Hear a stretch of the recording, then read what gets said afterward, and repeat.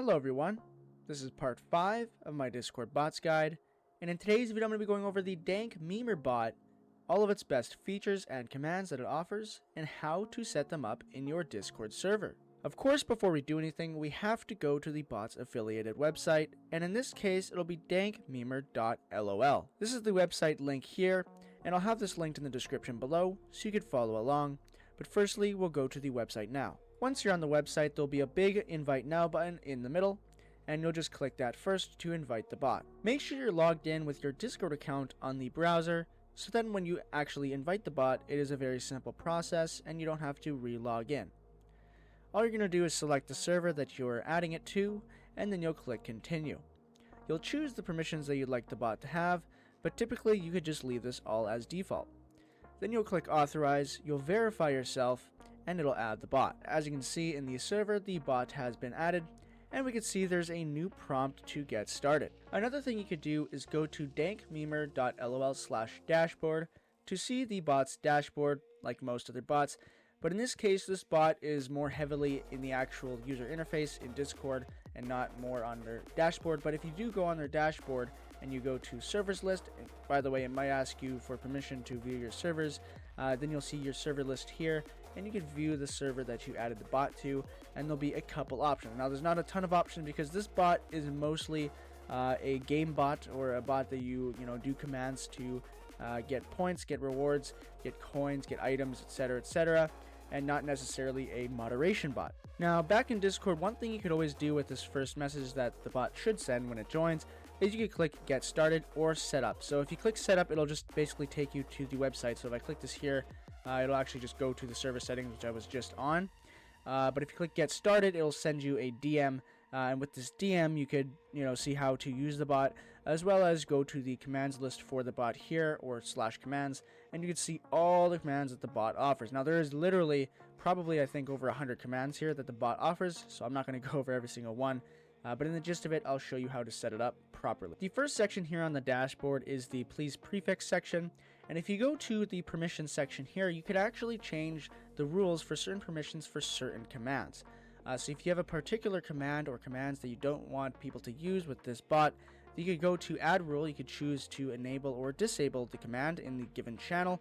You'll select the channel that you'd like to enable or disable it in, and you'll choose the exact command that you want to disable. So you could choose, for example, the achievements command to be disabled in #general. You could save that, and basically it will be blocked from being used in that channel. Of course, if you have them all disabled, then you can always add the enabled option, but this is just a basic way to do that. The next section here is the server discovery section. Now basically this is like discovery in Discord, where you could view a bunch of different servers that you could join. So for example, if you go to discovery, you can see a bunch of different big servers that you can join. But Dank Memer has their own version of server discovery, similar to other types of Discord server websites like Discord and such like that.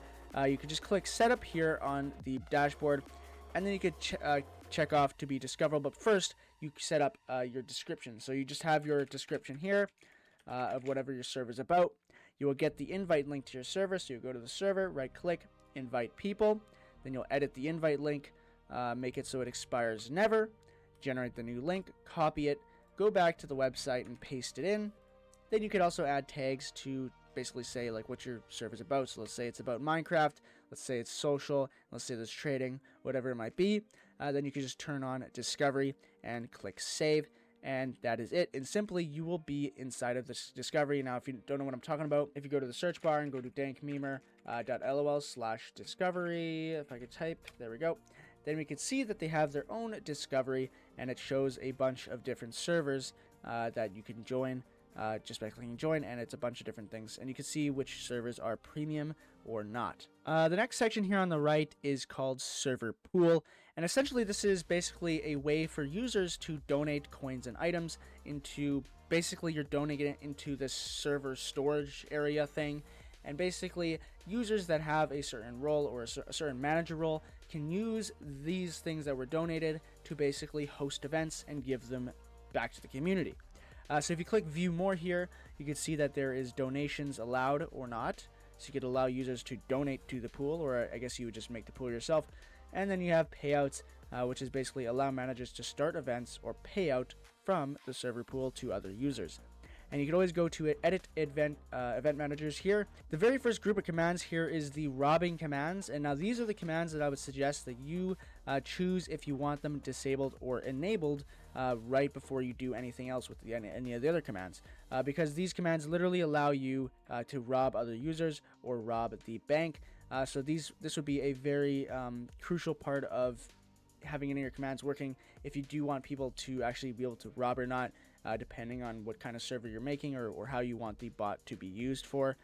So this is your choice here. So these are the first commands that I would choose whether or not to have them on or not. Then the next section here is override events manager roles per event. So these are different events basically that manager or event managers can do, and then you could also choose roles that would override that. So then they could use the role as well, or the command as well. As well as there's different participation requirements that you could set. So you could choose a minimum Dank member level. Now, by the way, yes, Dank member does have levels that are built into the bot. It's not like Discord levels where you get roles, I don't believe. And you can actually see here that the Dank member levels go between 1 and 1,000,000. So it's clearly not a regular leveling system. So you could actually choose a base level that you'd like to have, such as 1,000 or whatever. So then people can join events.